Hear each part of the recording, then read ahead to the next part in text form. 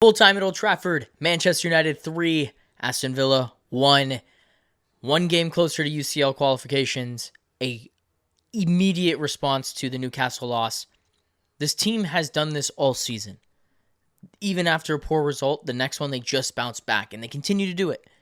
A sluggish kind of first half. I felt both Aston Villa and United didn't really get up to speed very quickly, but that's kind of how I saw it. You had Villa, who were probably tired after playing midweek, and then you had United, who haven't played in forever, and so you were meeting at the middle there, and it led to a game that was kind of stale for the first half, but an electric second half that every neutral fan could have enjoyed. But United come away with 3 points. It's a much happier 5 things from me, and let's jump into it at number 1, which is that response. United just lost another match, went up a man for pretty much a half.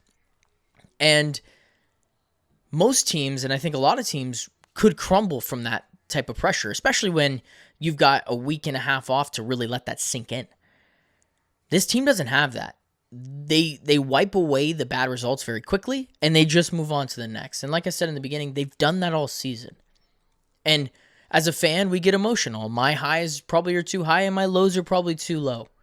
But this team has found a way to get back to the median at all times. And obviously, we're going to talk about some players here that have helped that structure, but it comes down to the spine for me, really. Lemans keeps them in matches. Maguire has been fantastic. The insertion of Mainu back into the squad with Casemiro and then Bruno Fernandes. This team's baseline, their floor, every single game is just uplifted. And I think against the team that was out of form in Aston Villa, the team that has shown over the last 2 months since Carrick has pretty much taken over that they can get that response, they've done it well. And I think Carrick gets a huge amount of credit. I asked for a change in the last video. I got a change. He went back to that first formation. I thought the inclusion of Ahmed helped them kind of slow down and set the tempo of the match. They were able to hold the ball a little better. While Mbuma wasn't good today, he still caused problems, and he put some shots on target, and ultimately, it's another win for Carrick, and a crucial one. Every time I've had the question of, like, this next game is the most important game, he's been up to the task, and he's made it happen. So that's lesson number 1, is this team's got the response in them at all times. Now, lesson number 2. I can't get very far in these 5 things without automatically going to the 2 players that have been so critical in this junction of the season, which is one, Casemiro. 1 week, Casemiro has the fans saying, one more year, one more year. This might be the most impressive turnaround in modern soccer in history. Like, when I think of players that have done this style of comeback where you're like, this is probably one of the best players in that position still, it's like Marc Cucurella and Casemiro. Because he was written off. Had pundits literally telling him not to leave the football before the football left him. And that finish today, class.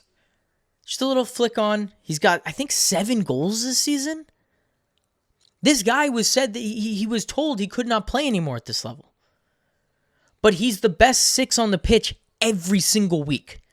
Like, I need that to sink into for people, is every time that Casemiro has played in a matchup, we're always talking about the other midfield, how that other midfield can dominate.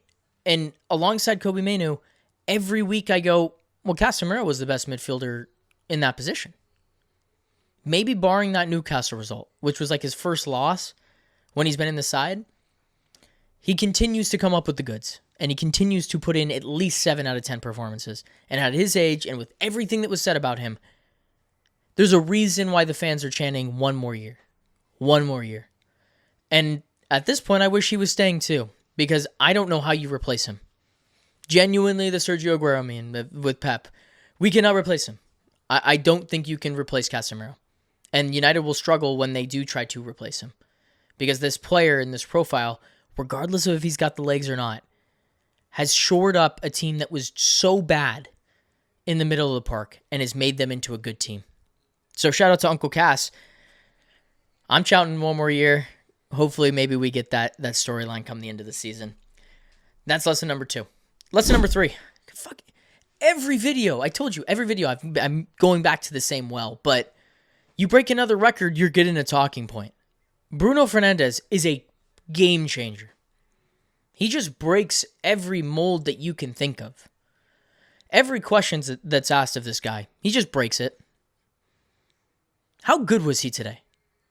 That second half, he has the unique ability just like the other great tens of this era and the era before, of just turning the game over on its head. Whether it's off a set piece or an open play, he's just a chance creation machine. And to his credit, he should have had a hat trick of assists today. He still comes away with 2. And he breaks the Manchester United record for Premier League assists in a season, beating David Beckham. His record was 15. He matched it and then broke it today. And he's only 5 assists away from breaking the Premier League record. We're talking about the best player in this league. I think he's the best 10 in the world. I think he's the best player in this league. You can debate a ball with me when it comes to Bruno Fernandes. He's that talent. And to kind of summarize that whole entire thing on the record-breaking thing, he was played as a 6 for half a season. Bruno Fernandes was played as a deep-lying playmaker for half a season. And he is on track with the numbers that he's currently putting up to break the Premier League all-time assist record.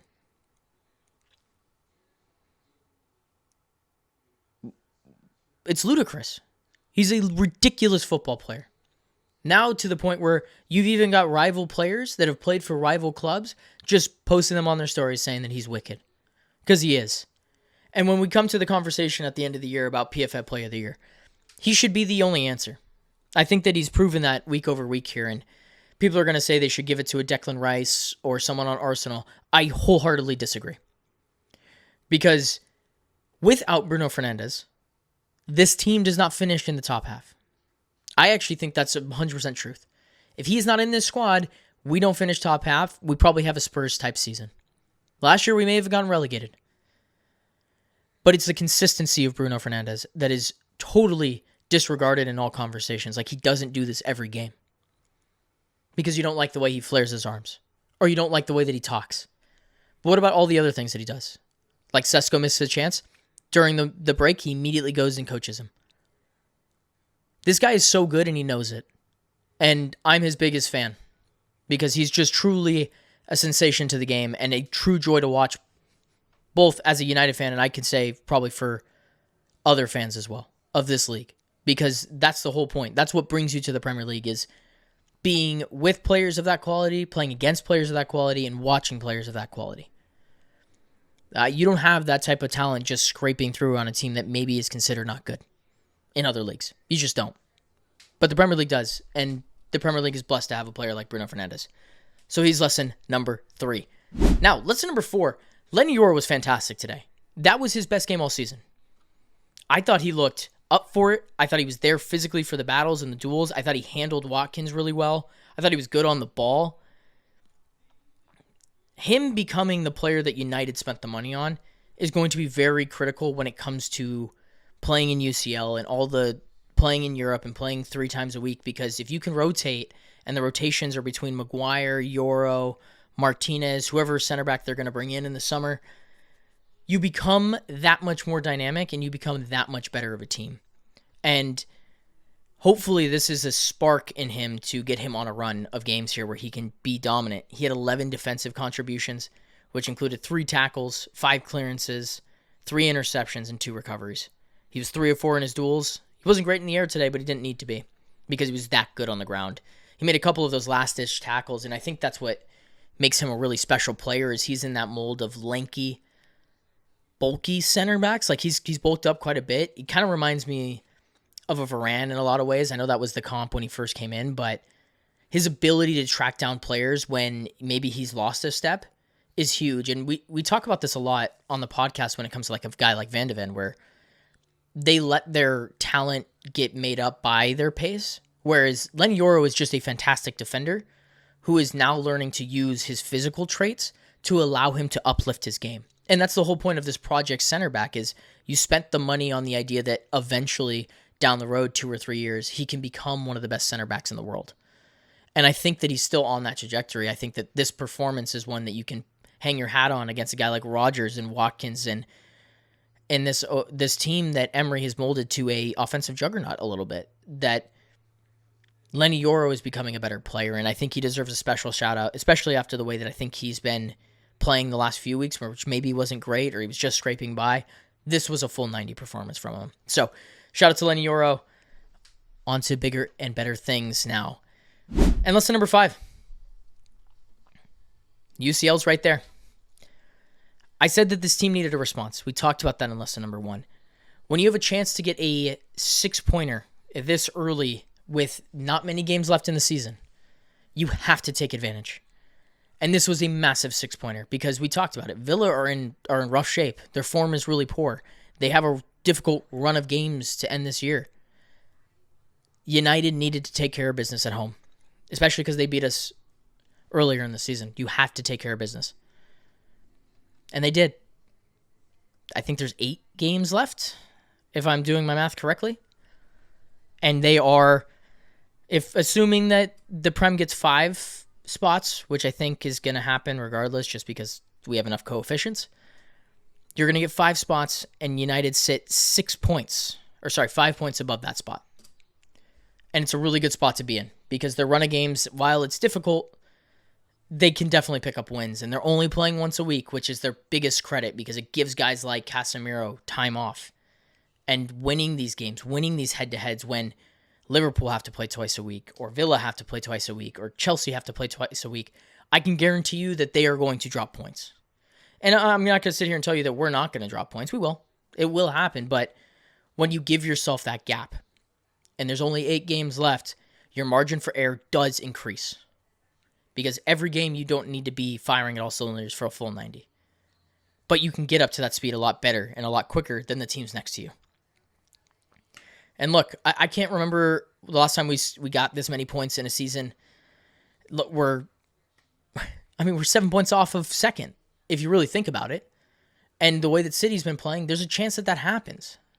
There is a realistic chance here that United, in a game where they're only playing 40 games in the entire season, could finish in second.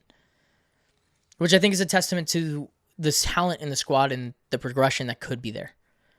A lot of work to do, but I feel a lot better today than I did last week. And this is a game in a league of moments. You have to take them. And even after going down, when Villa equalized, it could have gone sour there too. But United and Bruno Fernandes, 16 assists, put the team on his back for one play. Cunha in behind, great finish. And then C.O.C. comes on and seals the deal. And that's important. Because you cannot stress the importance of what confidence and points and getting back on track can get you. Because look at Villa. In the last 5 matches, four games where they've dropped points. You look at Liverpool, they just dropped points to Spurs today. They've dropped points in the last 2. And then you look at Chelsea, and they have dropped points in 4 of their last 5. So you're doing the math here. If that trend continues, United will be surely in UCL spots and can really start to build off of what they've built this season, which is crazy. And I started the season with can't get too high, can't get too low. So I'm not going to get too high or too low, but I'm going to stay right here in the consistent part of they continue to play this way, they will be in UCL, and we can have more giddy conversations when we get there. And that's where I'll leave it.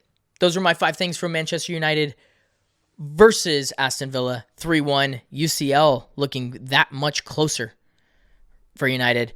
If you are here and you made it this far, please like, comment, share, subscribe. Tell me how you thought of the match. If you like American football, you like USL, if you like MLS, not USL, go ahead and follow Clash of Cosmos. We talk about the league as a whole, but also the LA Galaxy in a more finite space. I did a pretty angry 5 things about that game yesterday, so if you want to see me angry, you can check out that one. But to the 362 of you currently subscribed, thank you. We really do appreciate it. It's been really cool to have conversations and let us know. You think I'm an idiot? Tell me. I'll respond. But I'll leave it there. Thank you guys for listening, and I'll see you guys in the next one.